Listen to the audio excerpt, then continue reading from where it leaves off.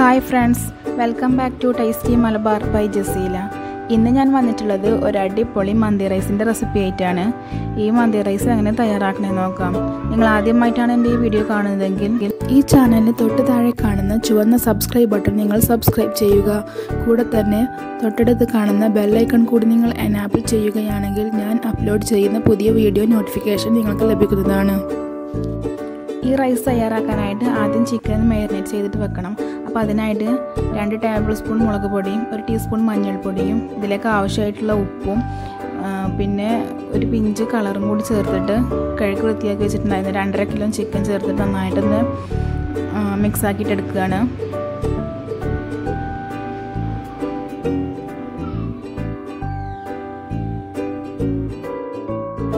Marinate ചെയ്തിട്ടുള്ള ചിക്കനെ അരമണിക്കൂർ റെസ്റ്റ് ചെയ്യാനായിട്ട് മാറ്റി വെക്കുകയാണ്.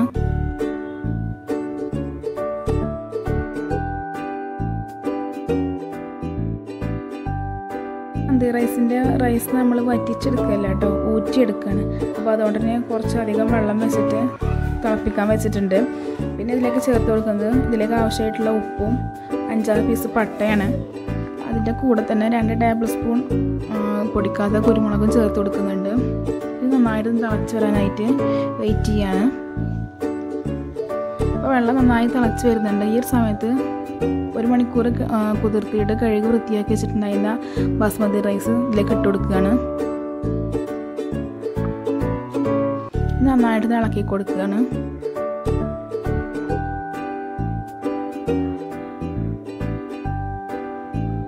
ഇത് അടച്ച് വെച്ചിട്ട് നമുക്കൊരു 80% കുക്ക് ചെയ്തിട്ടെടുക്കണം കേട്ടോ ഈ റൈസിന്.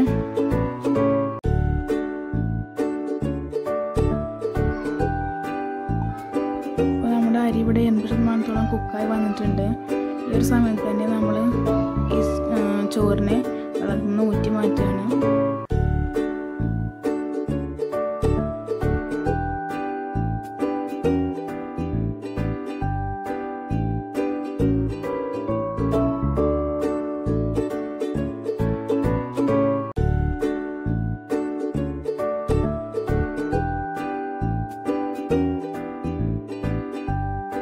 ഇനി മാരിനേറ്റ് ചെയ്ത് വെച്ചിട്ടുള്ള ചിക്കനില്ലേ, അതിനെ നമ്മുടെ പാത്രത്തിൻ്റെ അടിയിലായിട്ട് നന്നായിട്ടൊന്ന് പരത്തിയിട്ട് വെച്ചെടുക്കണം കേട്ടോ.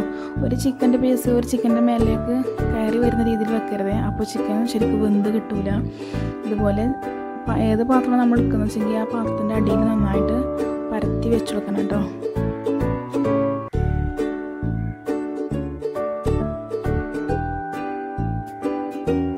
ഇനി ഈ ചിക്കൻ്റെ മുകളിലേക്ക് മാഗി ക്യൂബില്ലേ, അതിന് 2 പീസ് എടുത്തിട്ട് നന്നായിട്ടൊന്ന് പൊടിച്ചിട്ട് കൊടുക്കുകയാണ്.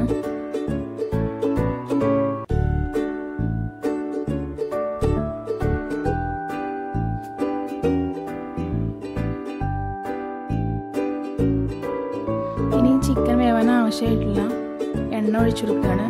സൺഫ്ലവർ ഓയിലാണ് ഒഴിച്ചു കൊടുത്തിട്ടുള്ളത്. 200 മില്ലിയോളം ഇതിലേക്ക് ഒഴിച്ചു കൊടുത്തിട്ടുണ്ട് കേട്ടോ.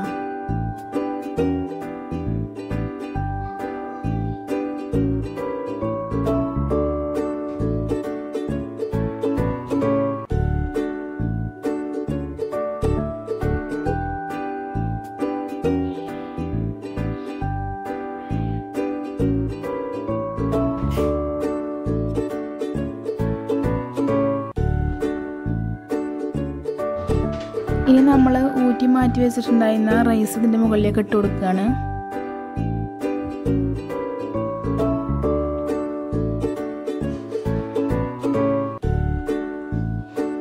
ഇനി റൈസിനെ ഒന്ന് ലെവൽ ചെയ്തിട്ട് തീ നന്നായിട്ടൊന്ന് കത്തിച്ച് വെക്കണം കേട്ടോ.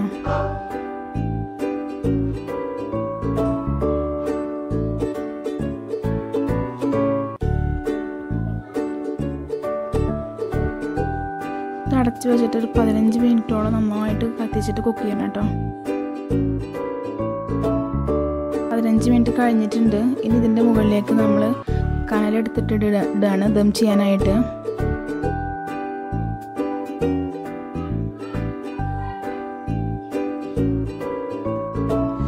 ഇപ്പോൾ നമ്മുടെ റൈസ് ഇവിടെ റെഡി ആയിട്ടുണ്ട്. നന്നായിട്ട് ഇളക്കി മറിച്ച് കൊടുക്കണം.